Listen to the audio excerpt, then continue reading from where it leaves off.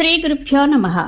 శ్రీశుకుడు చెప్పెను, పరీక్షిత్ మహారాజా, శ్రీకృష్ణుడు నరకాసుని చంపిన పిమ్మట 16,000 మంది రాజకన్యలను వివాహమాడిన విషయంను విని నారద మహర్షి ఆ స్వామి యొక్క దినచర్యను గమనించుటకు కుతూహలపడెను. అంతటా ఆ మహాముని ఇట్లు తలపోసెను. కృష్ణ భగవానుడు ఒకే రూపంతో ఒకే సమయమున ఆ రాజకన్యల యొక్క 16,000 గృహములలో వారిని వివాహమాడెను. ఇది మిగుల ఆశ్చర్యకరము. ఈ విధముగా మిగుల ఔత్సుక్యంతో శ్రీకృష్ణ భగవానుని లీలలను గాంచుటకై ద్వారకా నగరమునకు విచ్చేసెను. అచ్చటి వనములు ఉపవనములు వికసించిన పువ్వులతో కలకలలాడుచుండెను. అందు చిలుకలు గోరువంకలు మొదలగు పక్షుల కలరవములు తుమ్మెదల ఝంకారములు శ్రవణపేయంగా వినబడుచుండెను. అచ్చటి సరస్సులయందలి నిర్మల జలములలో బాగుగా వికసించిన నలుపు ఎరుపు తెలుపు మొదలగు రంగురంగుల కలువలు పద్మములు చూడముచ్చట గొల్పుచుండెను.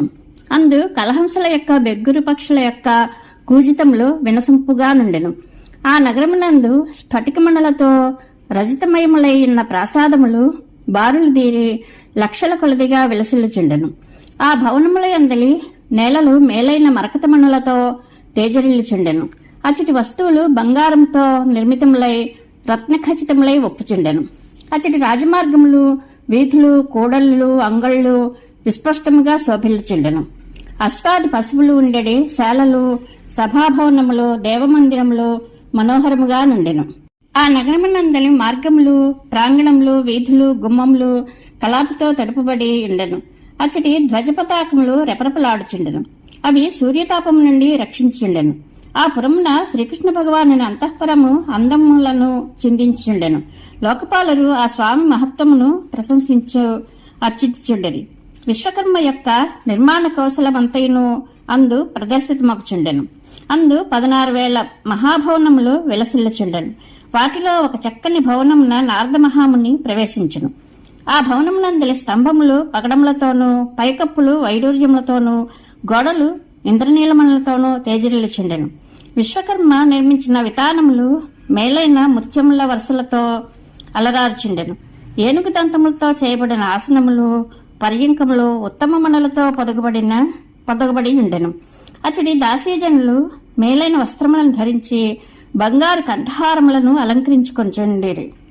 పరిచారకులు చక్కని కంచుకములను తలపాగలను వస్త్రములను మణికుండలములను దాల్చియుండిరి. రాజా, ఆ భవనం నందలి అంధకారములు రత్నదీపముల కాంతులతో తొలగిపోవచుండెను. అగరధూపముల పొగలు కిటికీల నుండి బయటికి వచ్చుచుండెను. వాటిని చూచి చిత్ర విచిత్రములైన స్తంభాగ్ర భాగములపై చేరియున్న నెమళ్లు మేఘములుగా భ్రమపడి క్రేంకారములనొచ్చుచు నృత్యములు చేయుచుండెను. అట్టి భవనమునందు శ్రీకృష్ణ భగవానుడు తన పట్టమహర్షి యొక్క రుక్మిణీదేవితో కూడి ఆసీనుడై ఉండెను. అచ్చట రుక్మిణీదేవితో సమానమైన రూపగుణములు వయస్సు వేషభూషలు కలిగిన దాసీజనులు పెక్కుమంది ఉన్నను. ఆ దేవేరి రుక్మిణియే బంగారు దండము గల వింజామరమును చేబూని వీచుచు ఆ యదువంశ శిరోమణికి స్వయముగా సేవలనర్చుచుండెను. సకల ధర్మములను పరిరక్షించుటలో మేటి అయిన శ్రీకృష్ణ భగవానుడు తన వద్దకు విచ్చేసిన నారద మహర్షిని చూచినంతనే తన హంసతూలికా తల్పము నుండి లేచెను. పిదప ఆ ప్రభువు స్వర్ణ కిరీటాలంకృతమైన తన శిరస్సును ఆ దేవర్షి పాదములను తాకున్నట్లుగా ప్రణమిల్లి అంజలి ఘటించి తన ఆసనమున కూర్చుండబెట్టెను. శ్రీకృష్ణ ప్రభువు సకల చరాచర జగత్తునకు పరమ గురువు. ఆ స్వామి చరణస్పర్శతో పునీతమైన గంగాజలము సమస్త జగత్తును పవిత్రమనర్చును. ఆ భక్తవత్సలుడు సత్పురుషులకు స్వామియే ఒకటియే గాక పరమ ఆదర్శ పురుషుడు. అంతేకాదు భూసురులను ఆరాధ్య దేవతలుగా ఆరాధించినట్టి ఆ ప్రభువునకు బ్రహ్మణ్యదేవుడు అను కీర్తి ఆయన సద్గుణములకు అనురూపమైనట్టిదే. అట్టి శ్రీకృష్ణ భగవానుడు స్వయముగా ఆ దేవర్షి పాదములను ప్రక్షాళన చేసి ఆ పాదతీర్థమును తన శిరస్సును చల్లుకొనెను. సర్వదర్శియు సనాతనుడును అర్జునులకు మిత్రుడు అయిన ఆ పురుషోత్తముడు విద్యుక్తముగా దేవర్షి యొక్క నారద మహామునికి పూజలనర్చెను.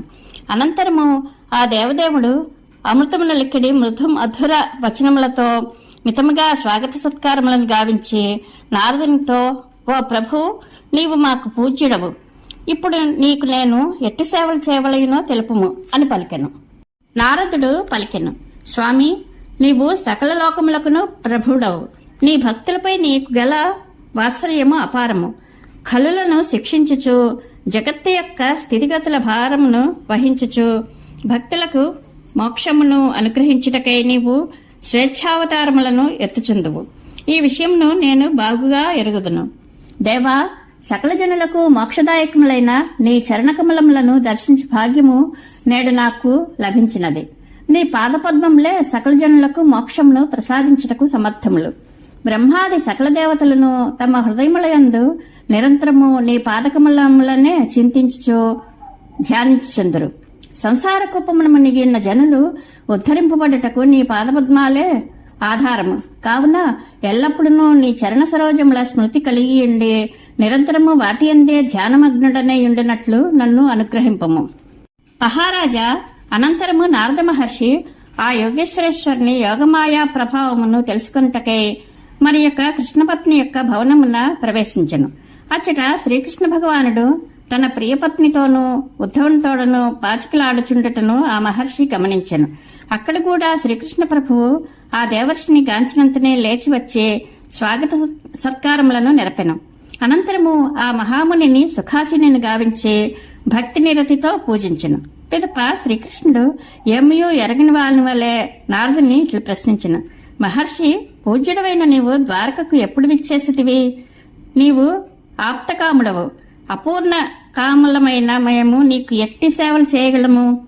మహాత్మా, అయినను మాకు ఏదైనాను ఆజ్ఞను వసంగి మా జన్మను సఫలము చేయుడు. నారద మహర్షి అందులకు ఆశ్చర్యపడి ఆసనం నుండి లేచి ఏమీయో మాట్లాడక తిన్నగా మరి యొక్క భవనమునకు వెళ్లెను. అక్కడ కూడా ఆ మునికి శ్రీకృష్ణుని దర్శనమయ్యను. అప్పుడు ఆ ప్రభువు చిన్నారి స్థులను లాలించుండెను. అంతటా ఆ మహర్షి వేరొక గృహమునకు వెళ్లగా ఆ సమయమున ఆ స్వామి స్నానమనర్చుటకు సంసిద్ధుడగుచుండుట గమనించెను. ఈ విధముగా నారద మహాముని వేర్వేరు గృహములందును కృష్ణ భగవానుడు వివిధ కార్యములయందు నిమగ్నుడై ఉండుట చూచెను. ఆ ప్రభువు ఒకచోట ఆహ్వనీయాది అగ్నులను వ్రేల్చుండెను. మరి ఒక చోట పంచమహాయజ్ఞముల ద్వారా దేవతలు మున్నగు వారిని ఆరాధించుండు. వేరొక చోట ద్విజులను మృష్టాన్న భోజనములతో తృప్తిపరచుండెను. ఇంకొక చోట యజ్ఞావశేష పదార్థములను స్వయముగా భుజించుండెను. ఒక గృహమునందు సంధ్యోపాసన గావించుండెను. వేరొక భవనమున గాయత్రి మంత్రమును ప్రణవమును మౌనముగా జపించుండెను.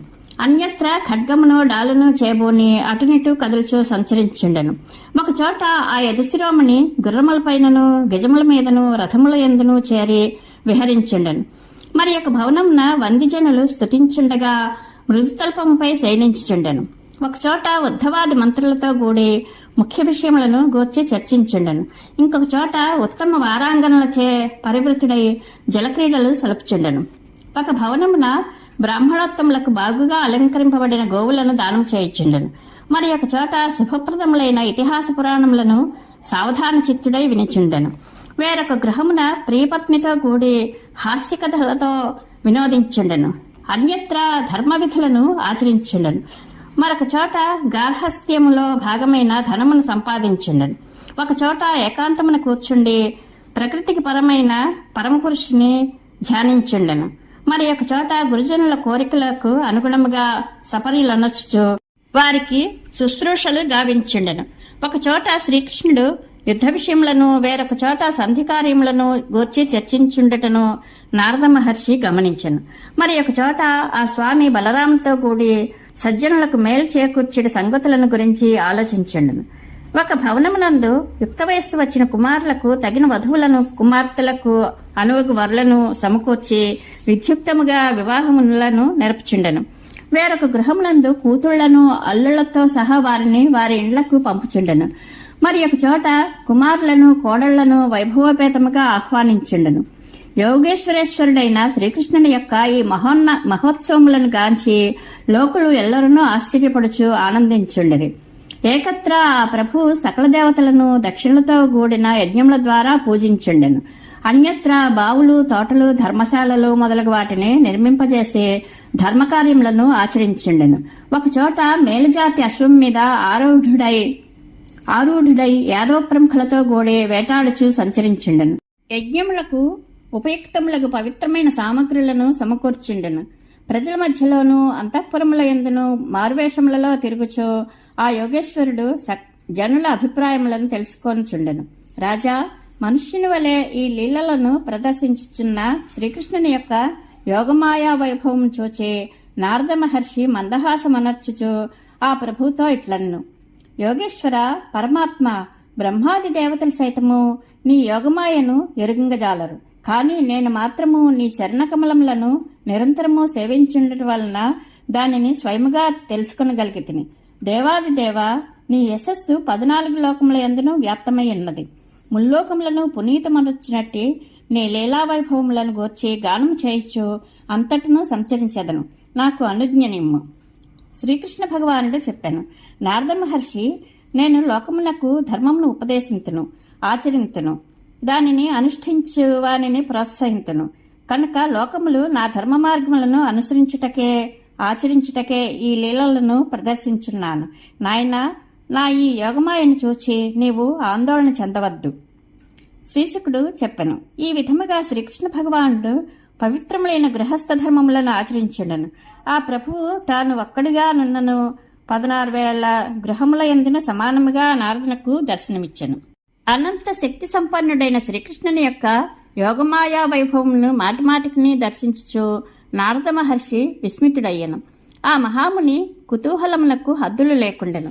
శ్రీకృష్ణుడు ధర్మార్థకామములనడి పురుషార్థముల యందు మిక్కిలి శ్రద్ధ చూపుచు గృహస్థ ధర్మములను ఆచరించుండెను. ఆ ప్రభువు నుండి సమ్మానములను అందుకొనిన పిమ్మట నారదుడు మిక్కిలి ప్రీతితో ఆ పరమపురుషుని స్మరించుచు వెళ్లిపోయాను. పరీక్షణ్ మహారాజా, శ్రీమన్నారాయణుడు సమస్త జగత్తునకును శుభములను చేకూర్చుటకై అచింత్యమగు తన యోగమాయా శక్తిని స్వీకరించి ఈ విధముగా సామాన్య మానవుని వలె ప్రవర్తింపసాగను. ద్వారకానగరమునందు 16,000 మంది రాజకన్యలు బిడియంతో ప్రేమానురాగములు నిండిన చూపులతో చిరునవ్వులతో ఆ స్వామిని సేవించుండ్రి.